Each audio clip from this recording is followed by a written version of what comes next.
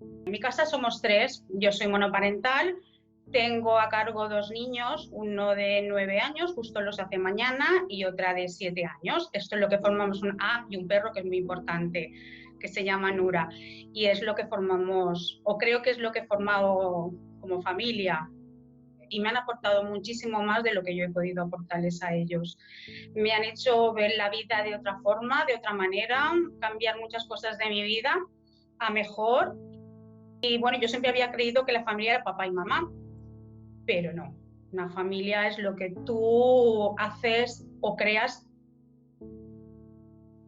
Que les he podido, creo que, inculcar que la vida te da muchos tropiezos, pero si tienes a alguien que te da la mano, intente que sea tu madre, tu padre, un amigo, una vecino, lo que es, una persona que quiere de verdad darte la mano, creo que puedes salir adelante con todo y con más. Ha habido momentos muy duros, pero bueno, la verdad es que estos duros compagina y se compensa con los buenos que hemos vivido y está por venir y está por vivir.